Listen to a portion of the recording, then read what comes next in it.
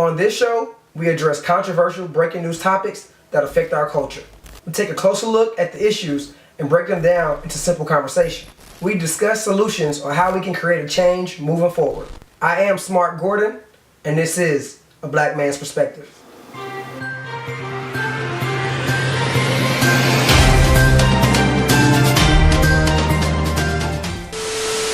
On this episode, we're going to update you on the Maggie Thomas case. We're going to dive into who Robert F. Smith is. Interesting. And Colin Kaepernick's girlfriend confronts an internet troller.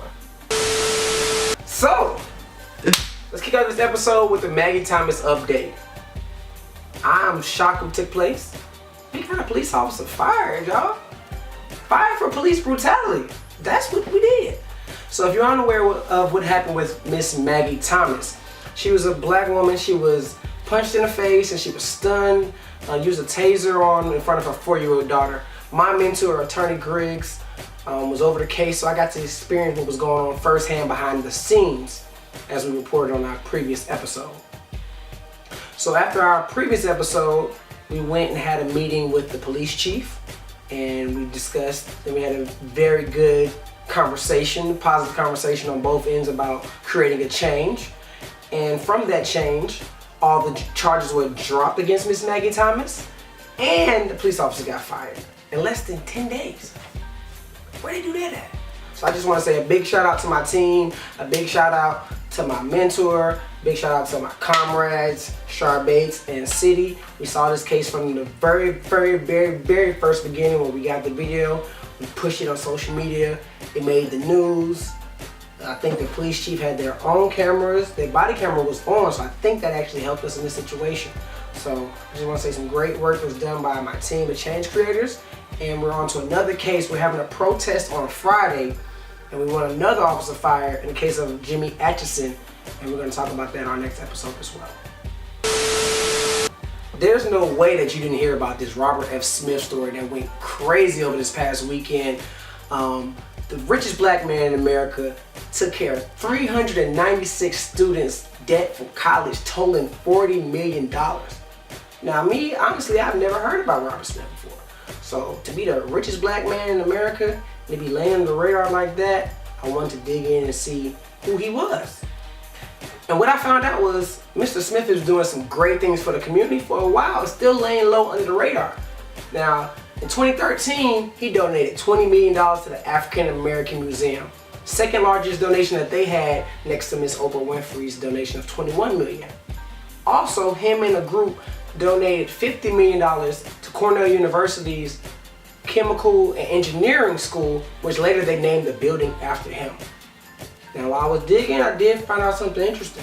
Mr. Robert Smith is married to a Playboy playmate, y'all. So, I mean, you know, we ain't gonna get into that because we don't want to put no negativity out there. But Mr. Robert Smith, we gotta see y'all pro-black folks to give him a pass on this one because it's kind of interesting. I'm gonna let it slide because he doing a lot of great things for the community right now. Speaking of spouses, one of my favorite couples has always been Colin Kaepernick and Miss Nessa Diab. Miss Diab had a chance to stand up for her man this weekend. She was hosting a show, and one of the guests on the show was a troller of Colin Kaepernick over the last few years. Now all she wanted to do was have a heart-to-heart moment, a little bit of understanding about what his protest was about. And the guest just broke down into tears. I mean, she just got the whining and weeping, and this is not what I'm on here for.